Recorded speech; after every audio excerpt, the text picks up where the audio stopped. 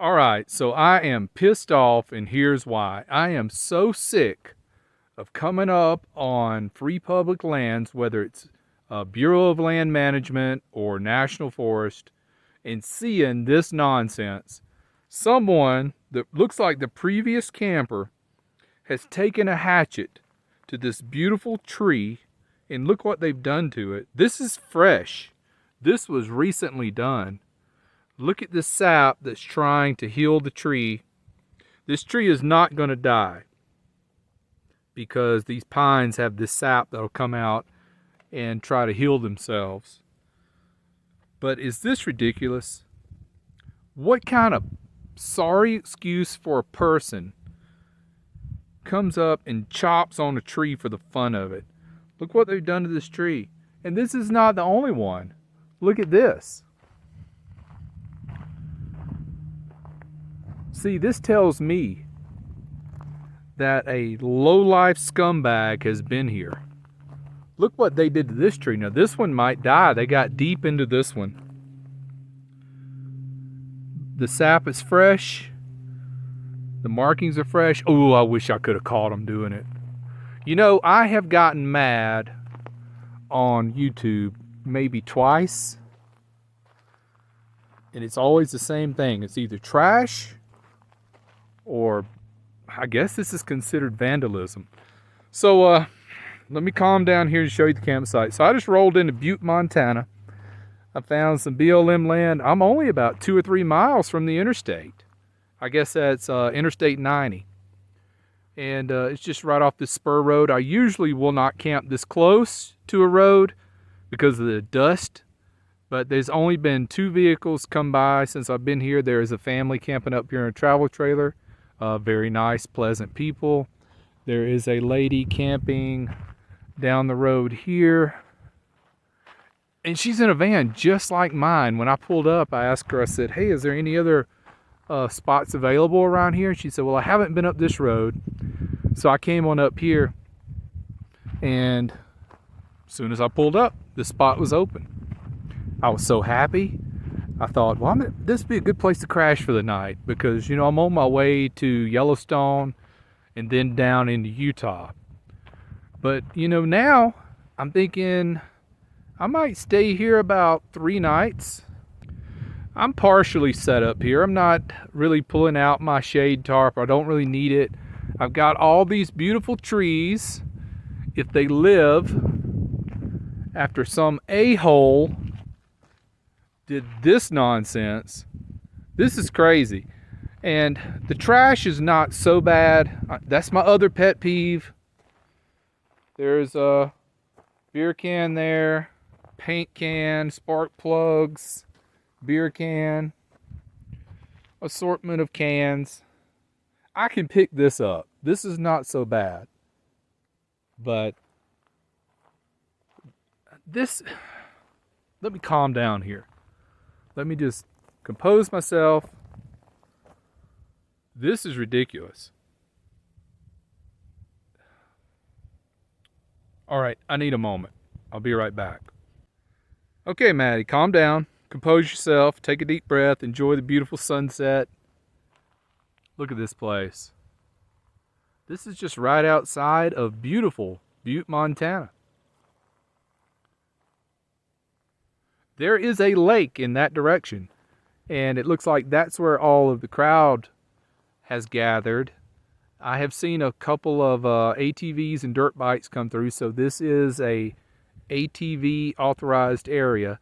I hope they don't come through here too fast because you can see how close I am to the road. That would be a lot of dust.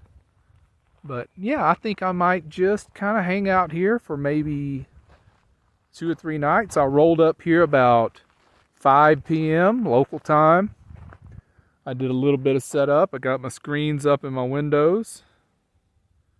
I was happy to find the place. I really didn't want to stay at a truck stop tonight. I kind of want to just, how do we say, meander my way to Yellowstone. So this road goes on up, and you can see maybe it makes a split right there. And right in that split is another campsite, and there is a travel trailer. right up in that direction. So on down the road here, this lady has a van identical to the Maddie wagon. I want to go there and talk to her about it, but I don't want to scare her, you know. She's an older lady. Well, not much older. I got to remember, I'm 50, so she's probably 60 or so, and I don't want to scare her, you know, just walk up on somebody like that. You really have to be invited. I just want to retain the etiquette, you know. So here's my site, Butte, Montana. It will do really well for a couple of nights. Look at all of this acreage down here on this side of the campsite. But let's see, we're facing, that would be east. So in the morning, I'm probably not going to get much sun on my solar panels until midday. I wish I could park the van right here, but I know they're trying to limit that because of, you know, what it does to the land. It makes erosion if you get a lot of tire tracks down in here. I get that. I understand that. So I'm not going to do that. I'm going to park up there where I'm supposed to because I do not want to increase any of the damage. Here's another tree someone's been chopping on with a hatchet. Oh, and I just noticed, here's another one. Look at these hatchet marks. They didn't go so deep on this one. But this just kills me. I mean, it makes my blood boil. I mean, I love and cherish free public lands. And you don't have to be a hippie to love and cherish the land, okay? That is a natural thing that anybody who's normal would do. People who are not normal do this junk right here. So I think what I'm going to do is I am going to settle myself down, maybe have some dinner and maybe a couple of cold beers for the evening, regain my composure, watch the sunset, and try to think the positive things that are happening. Oh, look, as soon as I said that,